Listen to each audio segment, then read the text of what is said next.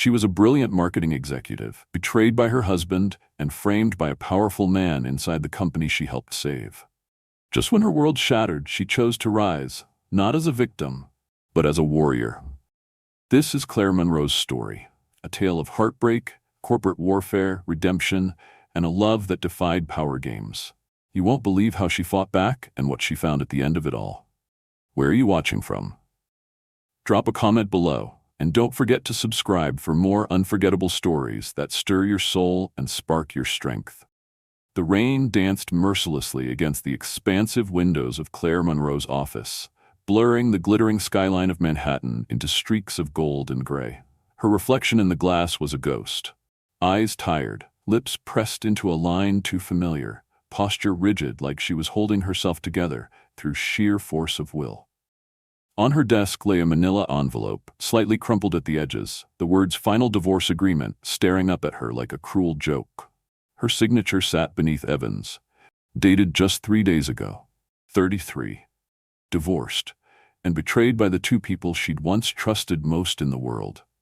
Claire leaned back in her leather chair, inhaling the faint scent of her eucalyptus oil diffuser, a desperate attempt at self-care she hadn't had the energy to replenish in weeks. The office was sterile now, her vibrant energy drained from it. Once a place of strategy and triumph, now it felt like a mausoleum for dreams that had once seemed bulletproof. She glanced at the framed photo still standing beside her monitor. Herself, Evan, and Mia, her former assistant and closest confidant, smiling at a charity gala. Her eyes flicked to the shredder in the corner, but she didn't move. Destroying the photo wouldn't erase the memory of walking in on Evan and Mia together in their home, on their bed, like her marriage was some bad reality show finale. She remembered the numbness that followed. The silence. The moment her heart stopped being a safe place. Her phone buzzed for the third time in 20 minutes. Another text from Evan, no doubt trying to explain why it wasn't really cheating if they had already emotionally drifted. Claire ignored it. Let him type until his thumbs bled. She was the one who had sacrificed weekends, birthdays, even sleep for her clients. She had built campaigns that transformed dying brands into industry leaders, and yet here she was, invisible to the man she had built a life with, and betrayed by a woman she had once mentored. The irony was sharp enough to taste. It was nearly 9 p.m. Everyone else at Andover Creative had gone home hours ago, but Claire didn't want to go back to the apartment. The silence there had become unbearable, echoing with the laughter of a love that had died long before the papers had made it official. She closed her laptop, pushing the divorce documents into her bag, and stood. Her bones ached from sitting too long, and her heels clicked with familiar defiance against the marble floors as she walked toward the elevator. Outside, the city was drenched, glowing beneath street lamps and traffic signals like a jewel underwater. Claire pulled her coat tighter around her and ducked under her umbrella. The Crimson Lounge was only a few blocks away, a place she used to frequent for networking drinks. Tonight, she just needed the whiskey, and to be somewhere she could disappear. Inside the lounge, the lighting was low and warm, the kind of ambience that asked no questions and made no demands. Jazz flowed softly through the space, mingling with the scent of aged scotch and expensive cologne. Claire made her way to the far end of the mahogany bar, choosing a seat partially hidden by a floor plant and an antique lamp. The bartender, a man with graying temples and an air of discretion, approached. "What can I get you?" "Whiskey." "Neat. Make it a double," she said, her voice lower than usual. He nodded without further question. The first sip burned in the best way, like it was cauterizing old wounds. She was halfway through her glass when a voice beside her said, "Rough day?" She turned, prepared to wave off whatever stranger was about to offer her unsolicited empathy, but the words caught in her throat. The man was devastatingly handsome. Early 30s, maybe mid-30s. Charcoal suit, no tie, top 2 buttons open, and a presence that made the room seem to lean toward him involuntarily. Claire raised an eyebrow. "Something like that." He offered his hand. "Julian Kane." Her spine stiffened. Everyone in branding and business knew that name. Julian Kane, the tech mogul turned innovation kingpin, CEO of Kane Tech. Mysterious, relentlessly private, the kind of man who built empires while the world was still figuring out breakfast. "Claire Monroe," she replied, shaking his hand. His palm was warm, firm, and it sent a jolt through her that she didn't expect. "You probably don't know me," Julian smirked. "Actually, I do. The launch you did for Avidine, the No Limits campaign? That was you." Claire blinked. "Yes, it was. Brilliant strategy," he said, signaling the bartender for another round for both of them. "Increased their market share by 42% in 1 quarter. You don't forget that kind of impact." The compliment pierced her armor more deeply than expected. She'd spent the last few months being made to feel irrelevant in her own life. To be seen, genuinely seen, for her mind, it shook something loose in her chest. "What brings a tech titan to a lounge like this on a Thursday night?" she asked. Julian took a sip of his drink. "Same as you, I suspect. Trying to feel something that isn't disappointment." Claire laughed softly, a dry, honest sound. "You win points for accuracy." They talked. About the illusion of success, about the loneliness of being at the top of your game with no one to share it with, about betrayal, though neither of them used the word directly. Claire found herself telling him things she hadn't even told her therapist. How her dreams of starting her own agency had slowly died inside a marriage that asked her to choose stability over risk. How being brilliant at work had come at the cost of love that once felt invincible. Julian listened, really listened. Occasionally, he shared slivers of himself, his upbringing in foster care, the early days of building his company with sweat and sleepless nights, the people who had helped him, and the ones who tried to steal from him. "You know what I think is funny?" he said after a lull in conversation. "Everyone thinks we're running toward something, but the truth is, we're all just running from something else." Claire looked at him, heart caught somewhere between cynicism and curiosity. "And what are you running from?" His eyes darkened slightly. "The fear that maybe I'm not enough, that all the money and power in the world can't fix the parts of me that are still broken." Something in her chest cracked open. Not pity, not even attraction, recognition. "I should go," she said, more to the universe than to him. The truth was, she didn't want to. She hadn't felt this awake in months. Julian leaned in slightly. Should and want are rarely the same thing. There was silence, heavy and thick. Then he asked, "What do you want, Claire?" She looked at him, really looked at him. His face was all edges and intensity, but his voice had dropped to a near whisper. "I want to feel alive again," she said. Julian stood and extended his hand. "Then come with me." It wasn't a demand, it was an invitation. Claire hesitated. 1 breath. 2. And then she took his hand. Outside, the rain had stopped, leaving the pavement shimmering like black glass. A sleek black car waited at the curb, and within minutes they were gliding through the city. Claire watched the buildings blur past, heart racing not with fear, but with the thrill of something new, something dangerous, something hers. When they arrived at Julian's penthouse, she expected cold, corporate minimalism. Instead, she found warmth, soft lighting, curated art, a view that swallowed the city whole. She walked to the window, stunned. "It's just a place," Julian said behind her. "What matters is who's in it." She turned, and he was close. Too close. But she didn't step back. "Are you sure?" he asked, his voice a breath against her skin. Instead of answering, Claire kissed him. It wasn't careful, it wasn't safe, it was real. And it made her feel alive. As their bodies met, their pain melted into passion. The night didn't fix anything. It didn't erase betrayal or loneliness, but it offered a spark, a promise. And sometimes that's enough to start a fire. Claire awoke in the softest sheets she had ever felt, the morning light spilling through towering glass windows that overlooked a city just beginning to stir. For a moment she lay still, allowing herself to absorb the peace, a rare, fleeting sensation that she hadn't felt in months. Then memory returned like a wave, warm and sharp, the bar, the whiskey, the way Julian Kane's voice wrapped around her like a velvet ribbon, and the way she had kissed him like she didn't know what consequences were. She turned her head. The other side of the bed was empty, but the scent of him, cologne and something deeper, like cedar and quiet strength, still lingered. Her heart did a slow, reluctant flutter. Don't read into it, she told herself. Don't turn one night of vulnerability into something it isn't. The sound of footsteps brought her back to the moment. Julian appeared in the doorway, carrying 2 cups of coffee, dressed in dark slacks and a perfectly pressed white shirt that made him look maddeningly at ease. His hair was slightly tousled, as if he'd been raking his fingers through it all morning. "Good morning," he said with a smile that could melt steel. "Didn't want to wake you. You looked peaceful." Claire sat up, pulling the blanket with her. "Thanks, and for the coffee." He handed her the mug, their fingers brushing slightly in the handoff. "Black, right?" She took a sip. "Perfect." Julian sat on the edge of the bed beside her, cradling his own cup. For a moment there was silence, comfortable but loaded with 1,000 unsaid things. "So," Claire said finally, "is this the part where I sneak out with my shoes in my hand?" Julian looked at her, head tilted slightly. "Is that what you want?" She blinked. "I mean, I don't know what I want." He didn't push. Instead, he said, "Maybe I can help with that." Her brow furrowed.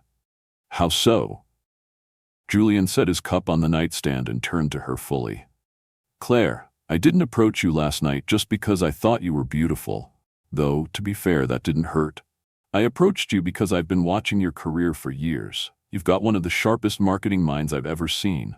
And now that you're free—" "Free," she echoed, tasting the word like a bruise. "I want to offer you a job, a real one. No strings attached, no backroom favors. You'd head the global brand division at Tech. Build something from the ground up, full creative control." Claire stared at him, half convinced she'd misheard. "You're serious?" "Completely. Your campaigns consistently outperform every firm we've worked with, and I've seen how your vision connects with people, not just customers.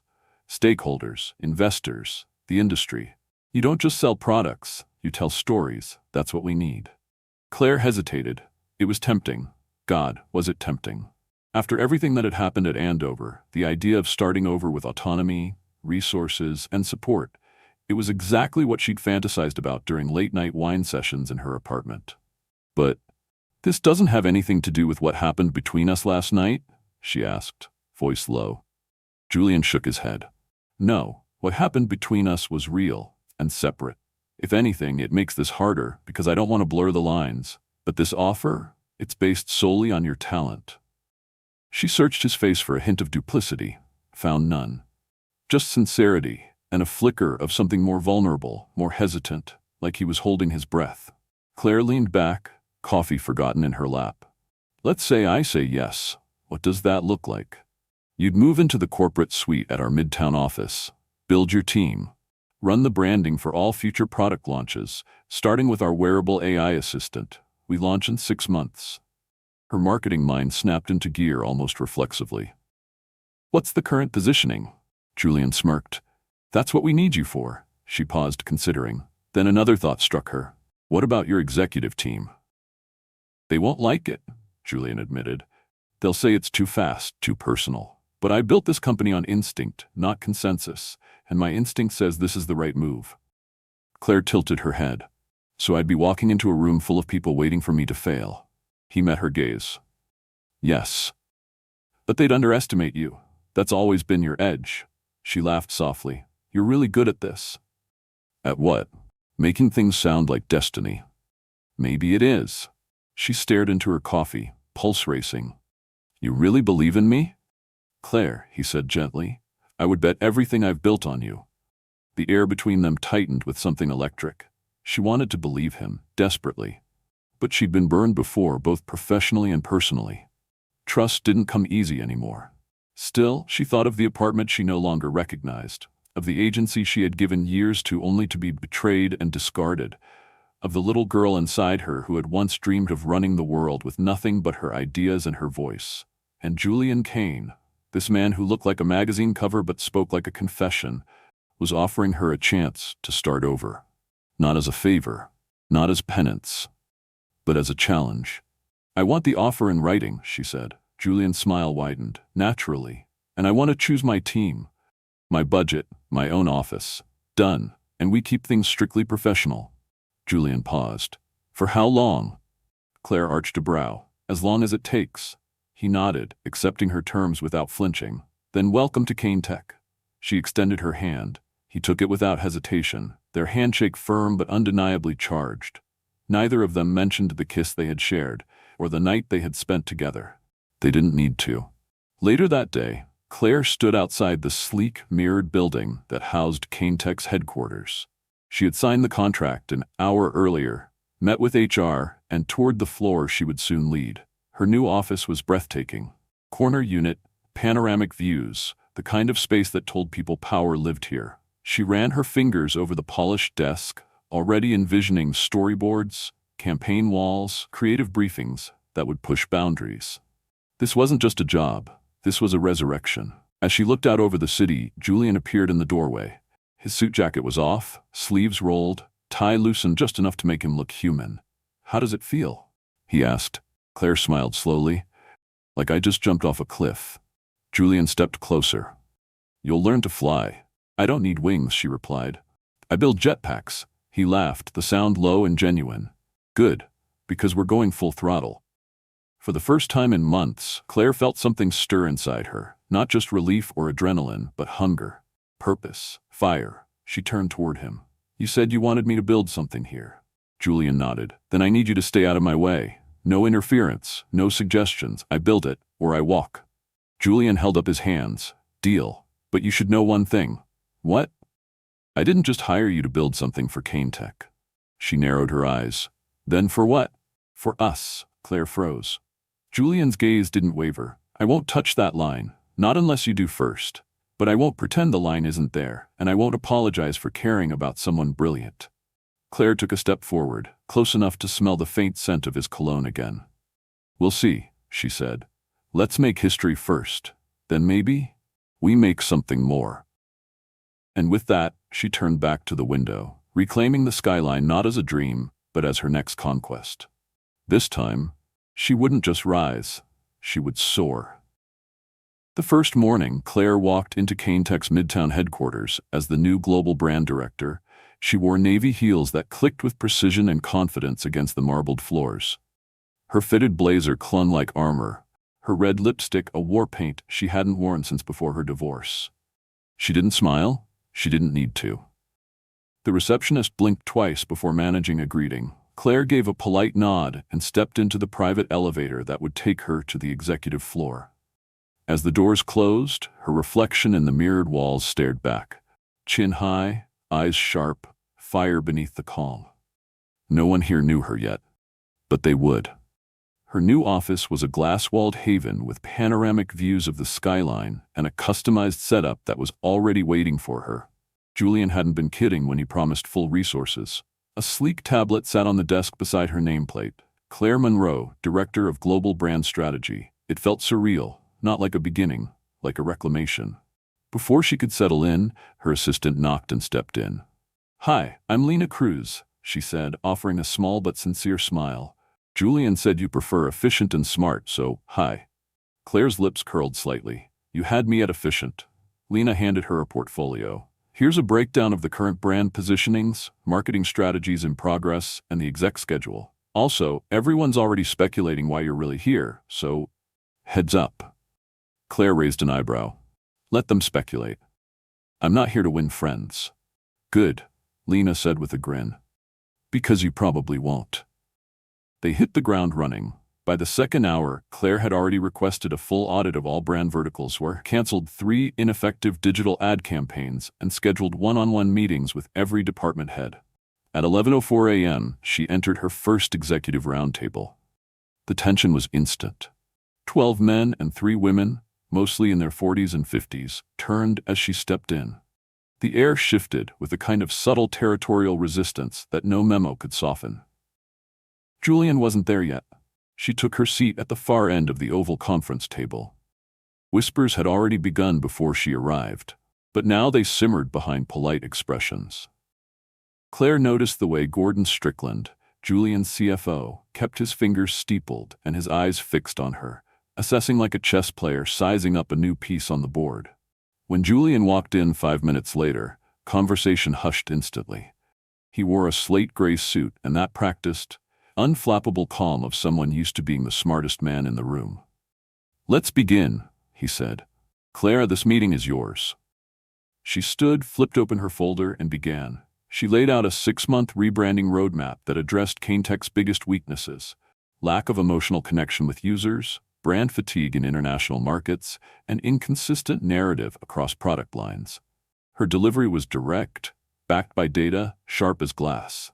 By the time she finished, the silence in the room was no longer suspicious. It was stunned, until Gordon spoke.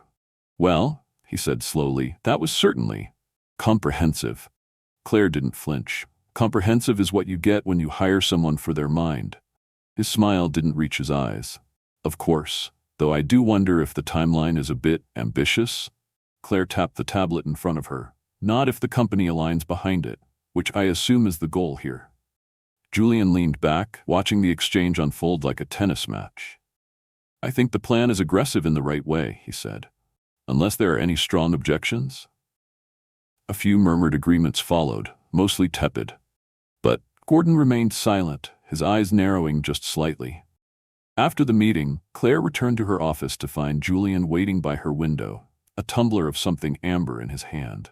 The man had a talent for appearing exactly where the emotional tension climaxed.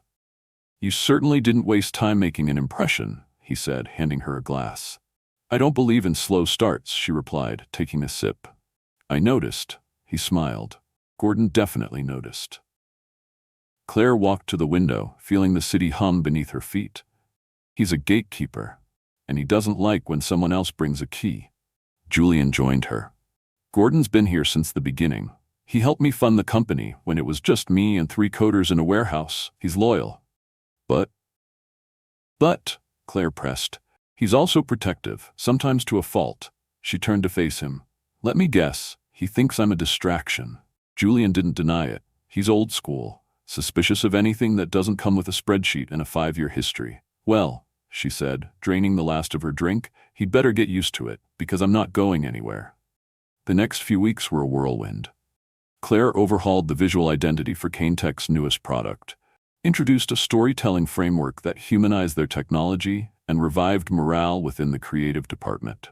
She inspired confidence and unease. The sales team loved her. PR saw her as a lightning rod. Her team grew to admire her, even as they scrambled to keep up with her pace. And still, the line between her and Julian blurred.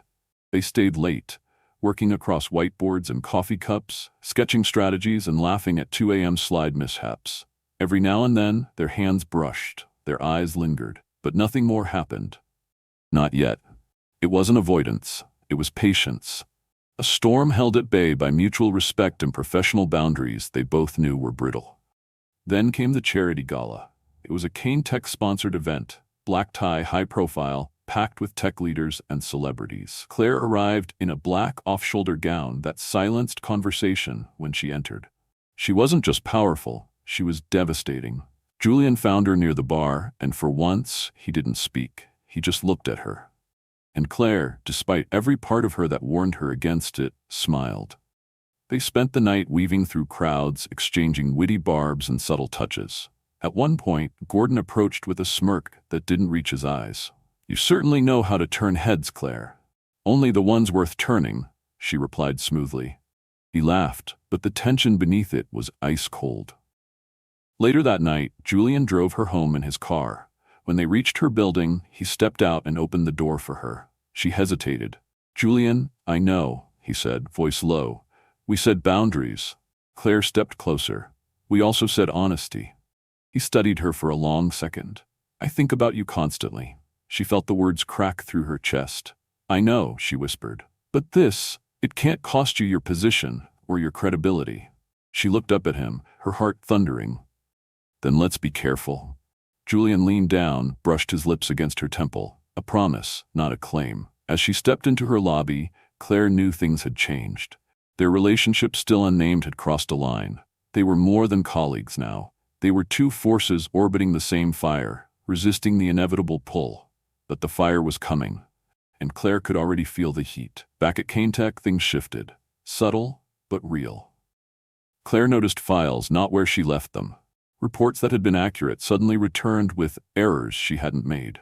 Her meeting calendar, meticulously organized, began showing mysterious changes. Small things, just enough to plant doubt. And always, Gordon was watching. She brought it up once, casually, to Julian. He frowned but brushed it off. "He's old school, like I said. Suspicious of everything new. He'll come around." But Claire wasn't so sure. Especially when she caught Gordon speaking with one of her team leads in hushed tones outside a conference room. The moment he saw her, the conversation stopped cold. That night, Claire stayed late. After everyone had gone, she placed a decoy document in her private drive, something that looked like a high-level proposal. Then she waited, and when she checked the activity log the next morning, someone had accessed it. Not just viewed, copied. Claire's eyes darkened. So this wasn't just resentment anymore. It was war. And she was ready. Claire hadn't planned on staying until nearly midnight, but something about the silence of the empty Kane-Tech office made it easier to think.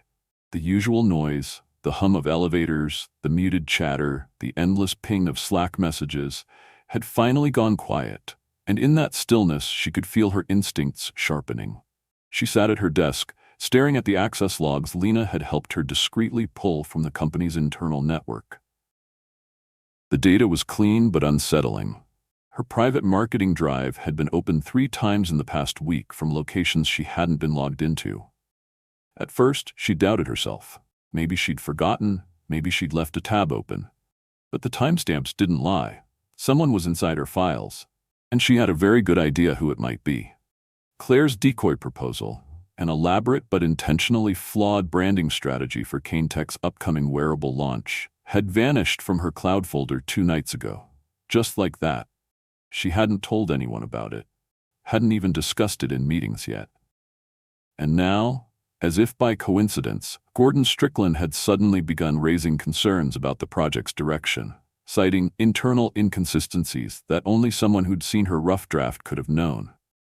She closed the laptop and leaned back in her chair, eyes scanning the skyline beyond the glass walls of her office. The city lights blinked like stars in motion. Somewhere out there, people were living simple, quiet lives. And here she was, tangled in a chess match with a man who wore a tailored suit like armor and a smile like a blade. The elevator chimed. Claire's heart ticked faster.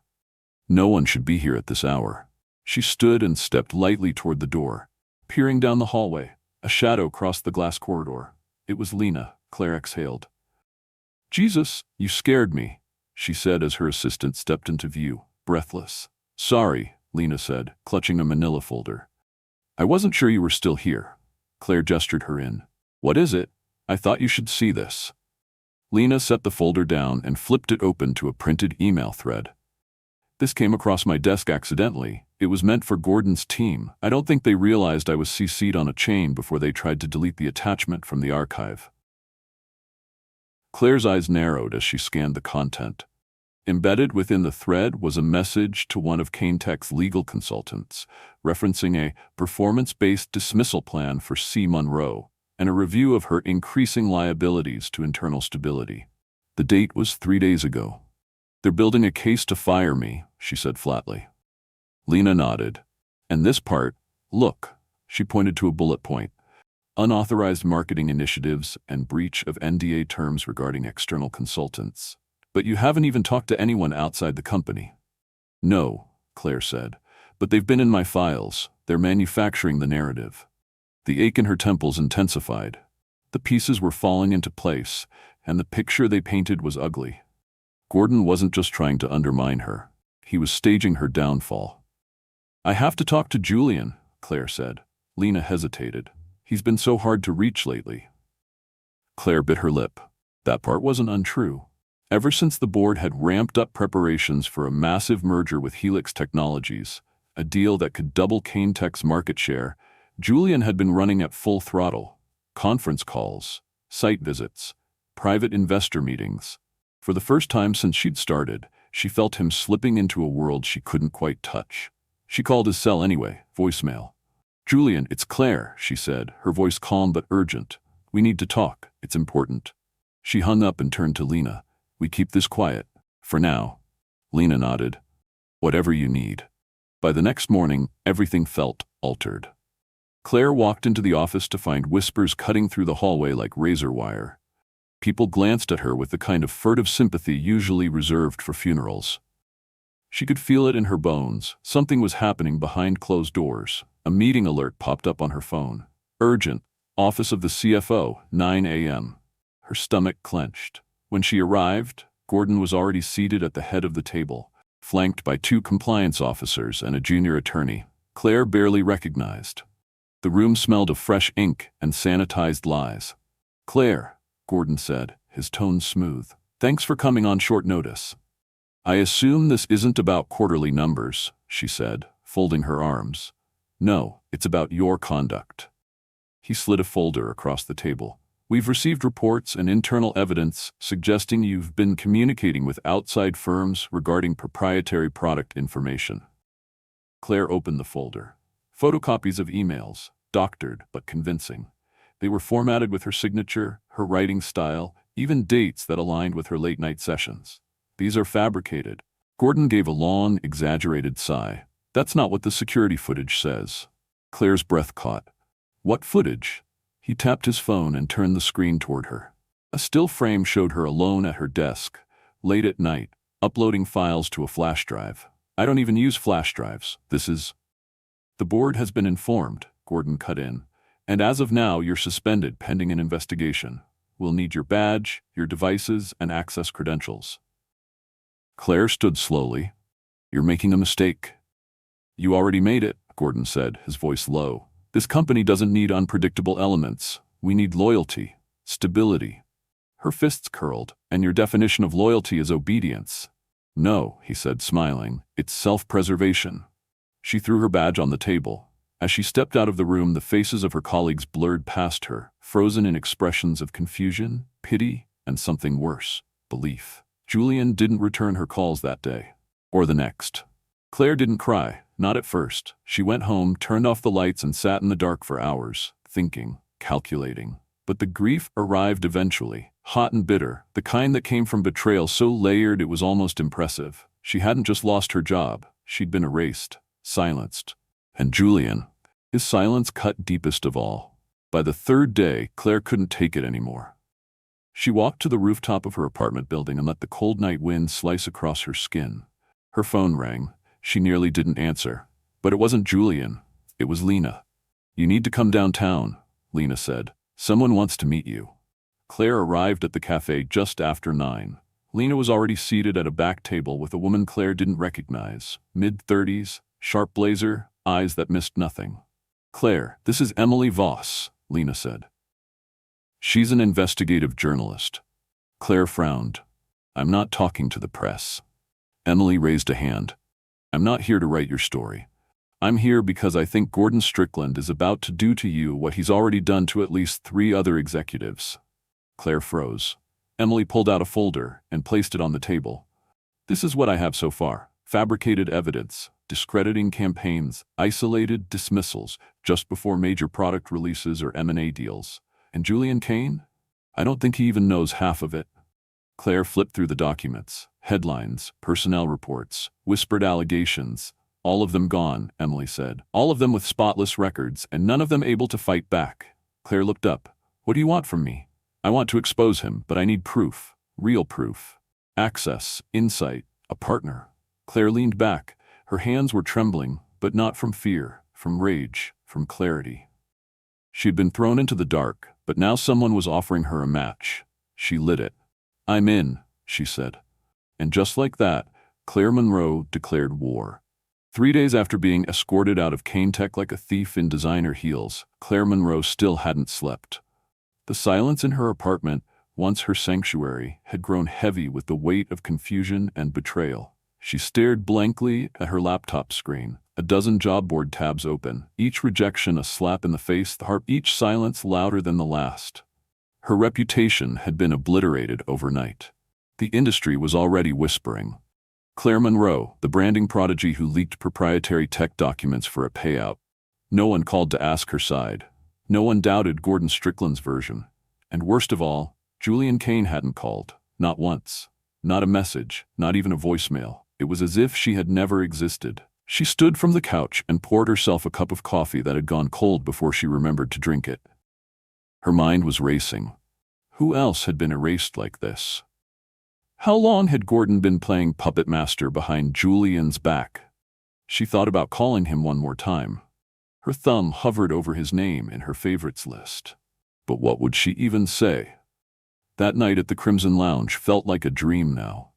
The man who had looked at her like she was fire and purpose and future, was he even real? A knock at the cafe window startled her. She looked up. Vanessa Chen. Claire blinked. The same woman who had introduced herself at the downtown cafe 3 nights ago, sitting across from Lena with folders of evidence and eyes that saw too much. Claire hadn't known then if she could trust her. But now, Vanessa was the only one offering her a lifeline. Claire waved her in. Vanessa slid into the booth and dropped another folder onto the table. "Bad news," she said. "Blackwood's already cleaning house. 2 more senior execs gone in the last 48 hours. No public explanation. But if you dig far enough, their paths cross with yours." Claire opened the folder. HR memos, internal logs, surveillance timestamps. "He's tying up loose ends," Vanessa said, "and I think he's about to make sure you're the final scapegoat." "I'm already fired," Claire murmured. "What more can he do?" Vanessa leaned in. "Ruining your credibility was step 1. If he can plant even one leak in the press confirming you were paid by Morrison Tech or any competitor, you're not just unemployable, you're radioactive." Claire sat back, the air thick in her lungs. "Why me? Why go this far?" Vanessa didn't flinch. "Because you mattered to Julian, and because you were rising too fast. The last 3 people Gordon buried were all perceived threats. Smart, ambitious, clean records. But you're different. You have influence, visibility, and most dangerously, you make Julian Kane less loyal to Gordon." Claire's eyes sharpened. "You think he's trying to control Julian?" "I think he already has," Vanessa said. "But that control is slipping." Claire's phone buzzed. She glanced down. It was Lena. "Call me. Urgent." She picked up. "Claire." Lena's voice came in a panicked whisper. "I stayed late tonight to collect my things, and I saw Gordon leaving your old office." Claire stilled. "What was he doing?" "I couldn't get too close," Lena said. "But I heard him on the phone. He said something about backup files and insurance in case Kane wavers." "And Claire? What?" "He had a folder labeled cross-compliance lockbox." Claire felt her chest tighten. "Julian has no idea." "I don't think so. And he came back today. He's in the building." Claire's pulse spiked. "He's back?" "Yeah, but he's not talking to anyone. Locked himself in his office. When Gordon tried to give him an update, Julian kicked him out. I swear to God, he was shouting something about 'show me the raw evidence.'" Claire's hand tightened around her phone. Maybe he hadn't known. Maybe this wasn't a betrayal. Maybe Julian Kane had been lied to, just like her. She hung up and looked at Vanessa. "I'm going back in," she said. Vanessa arched an eyebrow. "How?" "I still have allies. Lena can get me in after hours. We'll extract the original files, recover the access logs, and pull anything with Gordon's digital signature. There has to be a trail." "That's risky," Vanessa said. "If they catch you, I have nothing left to lose." Vanessa nodded slowly. "Then we do this carefully. I'll wait nearby. If something goes wrong, I'll leak what we have. But Claire, if we find what I think we'll find, you're not just getting your job back." Claire's jaw clenched. "No, I'm going to burn him to the ground." 2 nights later, she stood in the alley behind Kane Tech's loading dock, wearing dark jeans, a leather jacket, and a ball cap pulled low. Lena met her at the back service entrance, nerves palpable. "I could get fired for this," Lena whispered as she swiped her access card. Claire gave her a look. "You mean more fired than I already am?" They crept through the darkened corridor, dodging the occasional cleaning crew and security patrol. Lena led her to a forgotten stairwell that still linked to the 38th floor, Claire's old domain. Once inside her office, the memories hit like a punch to the stomach. The scent of coffee, the faint hum of the LED light. Her chair, untouched. "I didn't even get to say goodbye," she whispered. "We'll change that," Lena said, placing a small external drive on the desk. "This will clone whatever we find. 30 minutes, max." Claire sat at her desk and logged in with her old credentials, still active. A quiet gift from Lena. She dove into the hidden system folders, bypassed caches, and unlocked a mirrored archive buried behind Kane Tech's user firewall. There they were, fabricated emails, false timestamp entries, entire files with her signature that she never wrote. "Jesus," Lena breathed. "It's worse than I thought."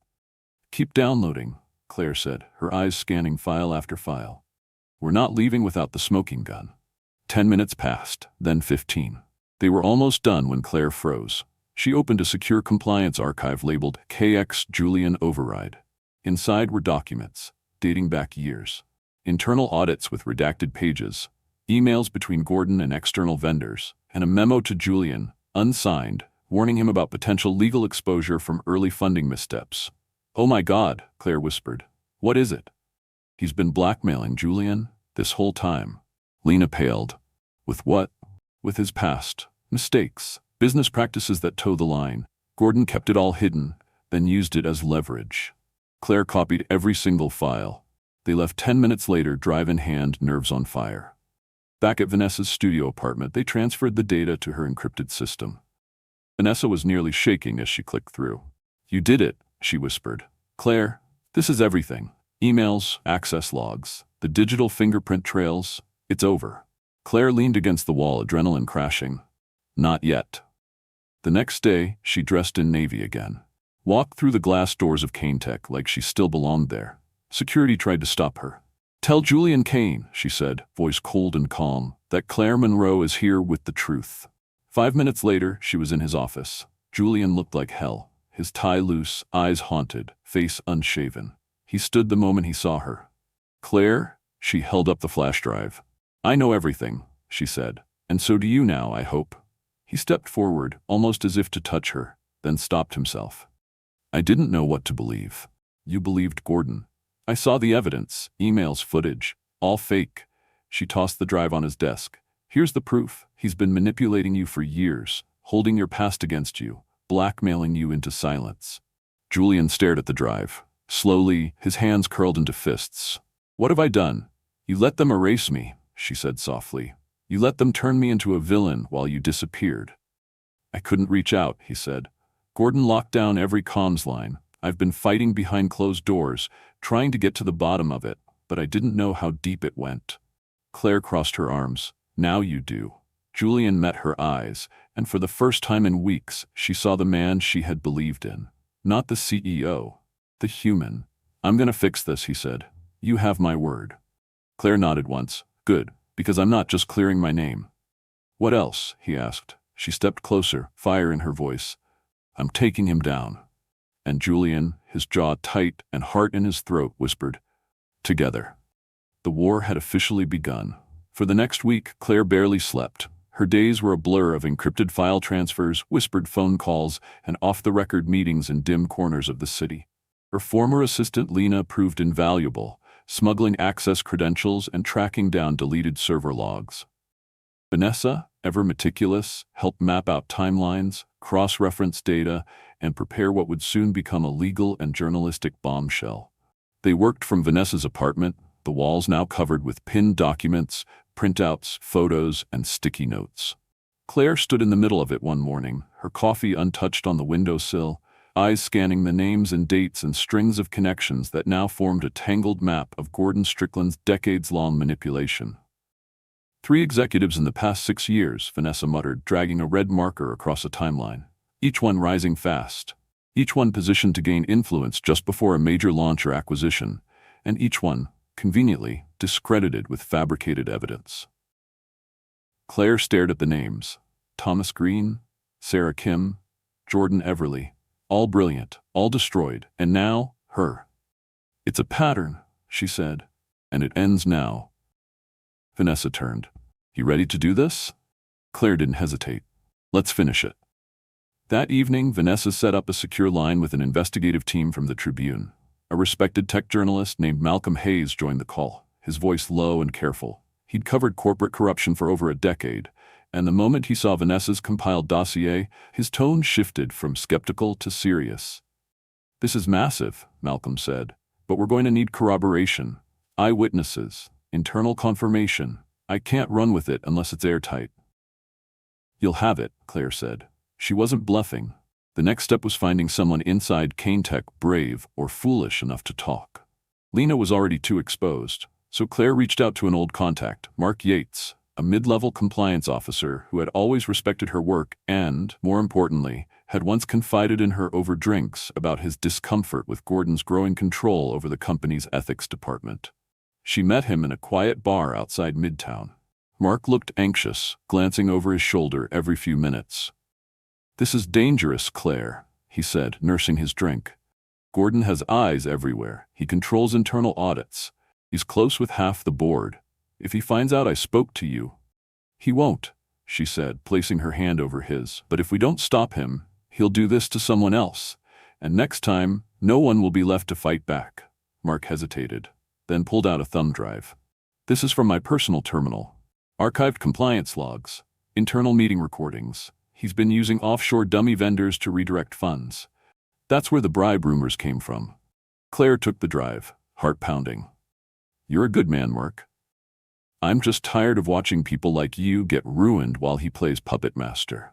Claire left the bar with fire in her chest and a weapon in her pocket. Back at Vanessa's, they went through the files together. What they found made Vanessa swear under her breath. There were full transcripts of internal meetings where Gordon openly discussed reputational containment strategies. One document laid out a blueprint for Claire's dismissal almost 3 weeks before the evidence of her wrongdoing had even appeared. And perhaps most damning, an internal email between Gordon and a private investigator, one who had been surveilling Claire outside her home, tracking her movement, monitoring her communications. "This isn't just sabotage," Vanessa whispered. "It's obsession." Claire sat back, her skin crawling. "He's afraid of what I represent." Vanessa nodded. A woman with power, integrity, and Julian's heart. Claire closed her eyes. That last part stunned more than she wanted to admit. Because even now, even with the anger and betrayal and adrenaline coursing through her veins, a part of her still ached for the way Julian used to look at her, like she was the answer to a question he hadn't dared to ask. The man she'd once fallen asleep beside, whispering plans about the future between kisses and laughter, he'd become a stranger through silence. But maybe not by choice. Late one night, Vanessa sat Claire down at the cluttered dining table. "We're almost ready," she said, "but there's one thing we still don't have." "What?" "Julian." Claire blinked. "If this story breaks and he doesn't back you, if he doesn't go on the record or take action, you're just another disgruntled employee trying to smear a rival. We need him." Claire stared at the wall. She wasn't sure she could face him again. But the next morning, fate made the choice for her. Lena called, her voice breathless. "He knows," she said, "about everything. He confronted Gordon this morning. Furious. Said your name, loudly. Everyone heard it. Gordon stormed out." Claire felt a tremor of hope. "I think he's finally ready to listen." 2 hours later, Claire stood outside the glass doors of Kane Tech once again, the press already starting to buzz about a rumored shakeup at the top. She didn't wait for an escort this time. She walked straight through the lobby, up the elevator, and down the long corridor to Julian's office. His assistant stood, eyes wide. But Julian had already seen her. "Let her in," he said. Claire stepped into the room and closed the door behind her. Julian stood by the windows, his back to her. His hands were balled into fists, his suit rumpled like he hadn't slept. When he turned, the pain on his face nearly knocked the breath from her chest. "Claire," he said quietly, "I'm sorry." She stayed by the door. "You left me to burn." "I know," he said, voice raw, "and I'll regret it for the rest of my life." She didn't speak. "I didn't know," he went on, "about the files, the blackmail. Gordon controlling my schedule, filtering information. He's been running his own operation inside my company and I let him." "Why?" she asked. "Why didn't you call?" "Because I wasn't sure what was real," he said, stepping closer. "Until I saw the original files, your access logs, the truth. And when I did, I realized I'd been a coward." Claire finally met his eyes. "I thought you were gone. I never left," he whispered. "I was just too afraid to see what he made me become." A long silence stretched between them. Then she held up the final drive. "This is everything. The case, the trail, the names." Julian took it, staring down at the evidence. "Will you help us bring him down?" He looked back at her. "No. I'll do more than that. I'll stand beside you while we do it together." Claire felt her throat tighten. "Then you need to be ready for the fallout." Julian gave a bitter smile. "Fallout implies something survived. But after what I let happen to you, I already lost everything that mattered." Claire stepped closer. For a moment, they just stood there. Two people caught in the wreckage of ambition, control, and the choices they wished they could take back. Then slowly, she reached for his hand. "Then let's rebuild," she whispered. "From the ashes." Julian nodded. Outside the window, The city lights flickered, and somewhere in the distance the storm they'd survived finally began to break. The next morning dawned gray and heavy, like the world itself was holding its breath. Inside Kane-Tech's towering headquarters, an unusual stillness filled the executive floor. Most employees had arrived early, lured in by whispers of something big brewing. An emergency board meeting had been called overnight, summoned by Julian Kane himself. No agenda, no subject line. Just one instruction: attendance mandatory. Claire stood outside the glass conference room, her reflection wavering against the pane like a woman in two realities, one who had been torn down and one who had clawed her way back up. Julian was already inside. He stood at the head of the table, suit perfectly pressed, shoulders squared. His face betrayed none of the turmoil Claire knew he carried. Only fire. Controlled, focused fire. He glanced up as she entered, and something passed between them. No words, just understanding. It was time. As the board members filed in, Claire took her place at Julian's left, while Vanessa, disguised today as a quiet assistant with a press badge clipped discreetly to her belt, took a seat at the rear, a tablet in her lap. Everything was recorded, time-stamped, logged. Harold Gordon Strickland arrived last. He strolled in like a man confident in his own invincibility, his navy tie perfectly knotted, a slight smirk on his face as he took the seat opposite Claire. Julian didn't wait. "This meeting is about betrayal," he began, voice calm but clipped. "Not from our competitors, not from hackers, but from inside these walls." Murmurs rippled through the room. Julian clicked a remote. The large screen at the front lit up with the first slide. Internal ethics breach. Exhibit A, fabricated communications. Claire didn't flinch. She had seen the slides a dozen times. Proof of doctored emails, altered timestamps, illegally accessed private folders. Julian continued, his voice cutting through the silence like a blade. "Over the past 5 years, multiple executives have been removed under the guise of misconduct. But what if I told you none of them did what they were accused of?" He turned to face the room. What if the real threat to this company wasn't mismanagement, but manipulation? Gordon's expression didn't change.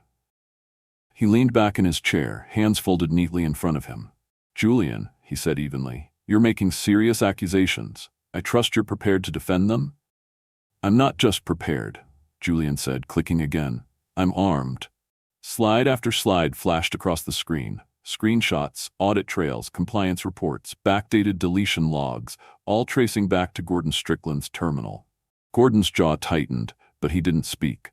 Claire took over then, stepping forward. "In addition to fabricating evidence against me," she said, voice steady and clear, "Mr. Strickland engaged in surveillance operations without board consent. He blackmailed the CEO of this company with information about early-stage funding missteps. He redirected funds using shell vendors, and when I began to gain visibility, he planted false documents to ensure I'd be removed before I could rise further." Gasps. Not the polite kind. The sharp, involuntary kind that follow truth finally being laid bare. "You have no proof of blackmail," Gordon snapped, finally breaking his calm. Vanessa stood from the back. "We have emails, and 2 signed affidavits, one from the investigator you hired and one from a compliance officer who witnessed your instructions to falsify reports. Both are ready to testify." Gordon stood abruptly. "This is a setup." "No," Julian said quietly, stepping in front of Claire. "This is a reckoning." Security entered the room on cue. 2 officers flanked Gordon. "You can't do this," he said, voice rising. "I built this company with you." "And then you poisoned it," Julian replied, his voice like steel. "You turned this place into a fortress of fear." "You think these people will stay loyal to you once this gets out?" Gordon spat. "The shareholders will turn. You'll be exposed." Julian didn't move. "Let them. I'd rather burn this company down than let you keep running it from the shadows." Claire watched as Gordon was escorted out, his protests echoing down the hallway. Silence settled like dust. Julian turned to the board. "Effective immediately, Gordon Strickland is terminated. Legal proceedings are being initiated for fraud, corporate espionage, and conspiracy to defame." He looked toward Claire. "I owe you an apology," he said, "not just to her, but to everyone in the room. I failed to protect one of the brightest minds this company has ever seen. I let a man I trusted convince me she was the enemy, and I almost lost everything because of it." Claire met his gaze. You didn't lose everything, she wanted to say. But it wasn't the time. Instead, Julian nodded toward her. And now I'm giving her full authority to restructure the global brand division. Effective today, Claire Monroe will not only be reinstated but promoted to Chief Brand Officer, reporting directly to me. There was silence, and then applause. It started slowly, 1, 2 hands, but it built. Genuine, not performative. Claire felt tears sting her eyes, but she didn't let them fall. Not here. Not yet. Later that day, she stood in her new office, the one that had once been reserved for Gordon. The view was the same, but everything else had changed. Her name already on the door, her team already buzzing with energy. Her heart, finally steady. Julian knocked once before entering. They're rebuilding your bio page, he said. PR's scrambling to get ahead of the press story, but the truth is already out. Claire nodded. And Vanessa? Publishing the exposé tonight. She's keeping your name out of it, per your request, but she said to tell you, you were the bravest source she's ever worked with. Claire smiled faintly. That woman deserves a Pulitzer. Julian stepped closer, and you deserve peace. They stood in silence, just breathing for a moment. Then Julian took her hand. You saved this company, Claire. But more than that, you saved me. She looked up at him.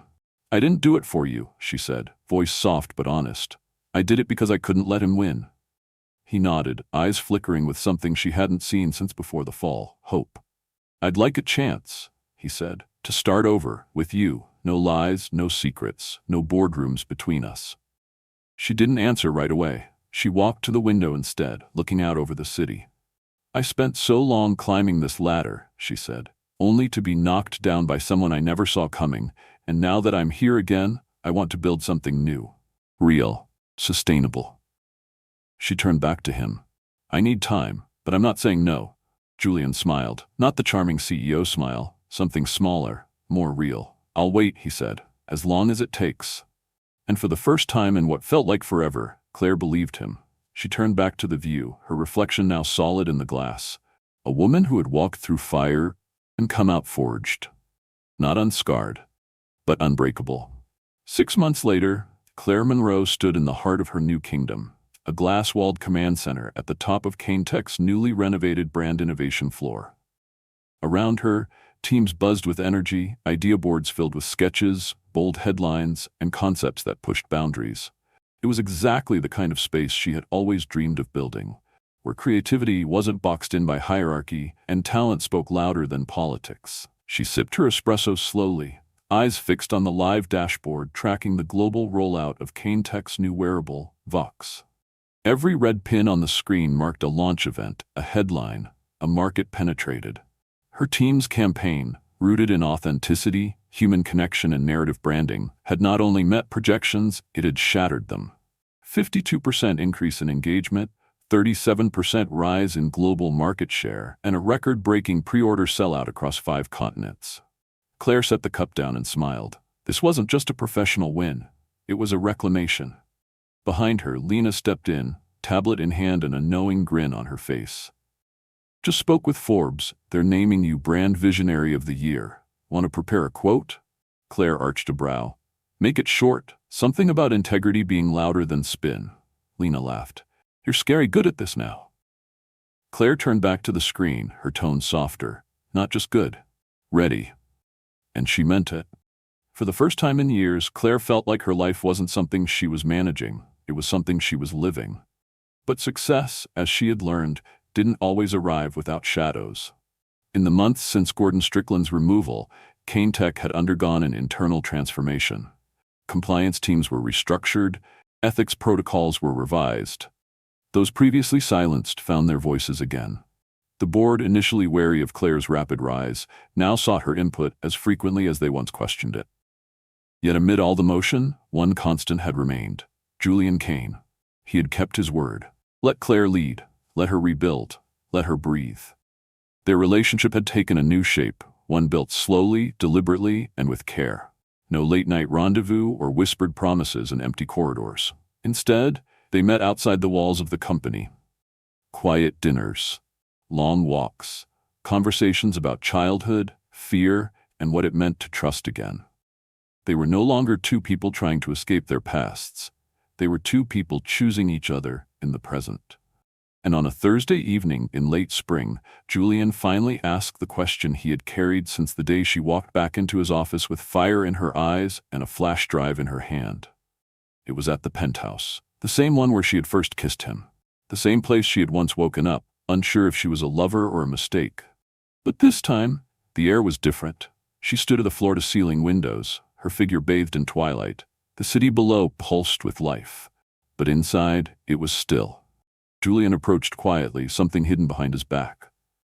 "I have something for you," he said. Claire turned. "If it's another product prototype, I swear." But then he dropped to one knee. Her breath caught. He held out a small velvet box, opened it, and inside was a ring so delicate, so understatedly beautiful. It felt like a reflection of everything they'd become. Subtle, strong, meaningful. "Claire Monroe," he began, voice low but steady, "you saved my company. You saved my reputation. You saved me. But more than that, you taught me what real partnership looks like, in business, in life, and I want to keep building everything with you." She stared at him, eyes stinging. "I'm not asking for perfection or answers. I'm just asking for the chance to stand beside you, as your husband, as your partner, as your future." The silence between them was full of 1,000 memories. Then, through tears she didn't try to stop, Claire whispered, "Yes." They didn't call the press. They didn't post on social media. The news spread organically, through smiles at meetings, glances exchanged at events, whispers that felt more like well-earned blessings than gossip. Their wedding took place 4 months later in a small garden estate in Vermont. Intimate, elegant, no executives, no cameras, just family, close friends, and the people who had weathered the storm with them. Lena stood as maid of honor. Vanessa sat in the front row, teary-eyed and radiant. And Julian, as he took Claire's hands beneath an arch of wildflowers, looked at her as if nothing else in the world existed. Their vows were simple, not promises of a perfect life, but a promise to keep showing up, to listen, to fight fair, to believe. When they danced their first dance beneath the stars, Claire felt a calmness settle over her she hadn't known she needed. Not the adrenaline of survival, not the rush of success, but something quieter, deeper. Peace. And then, 3 weeks later, life offered one more miracle.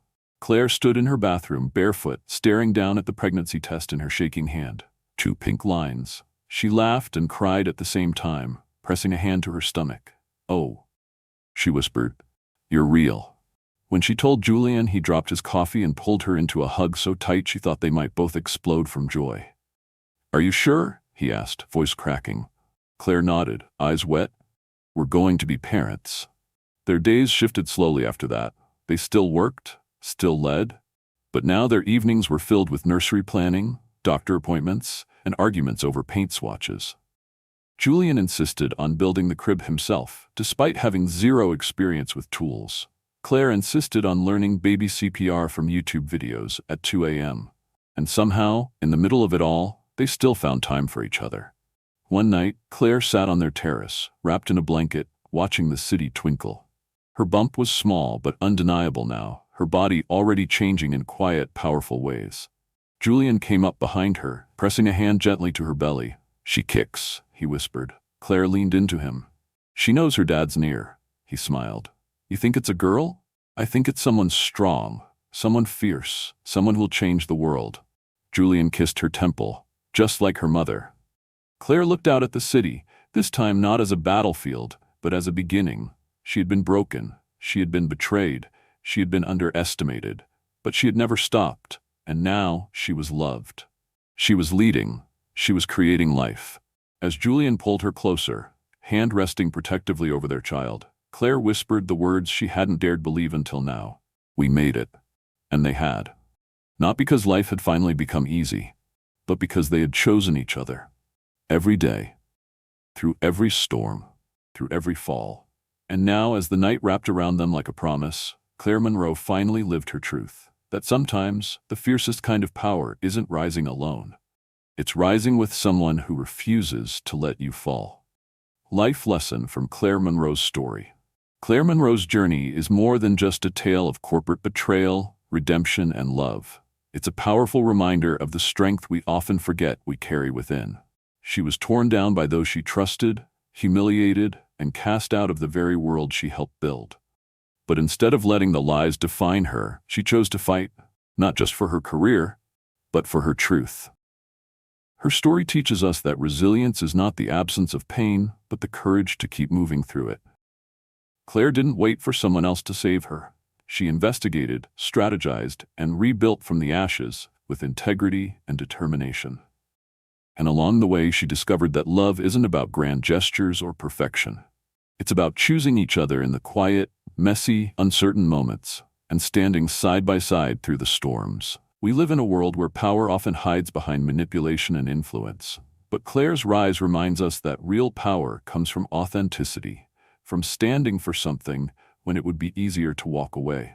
She didn't just reclaim her position, she reclaimed herself. So if you're in a season of doubt, betrayal, or starting over, remember Claire. Sometimes the worst endings are the doors to the best beginnings. Now we want to hear from you. Where are you watching from? What part of Claire's story inspired you most? Drop a comment below, and don't forget to subscribe to our channel for more powerful, soul-stirring stories like this one. Your next dose of strength might just be one story away.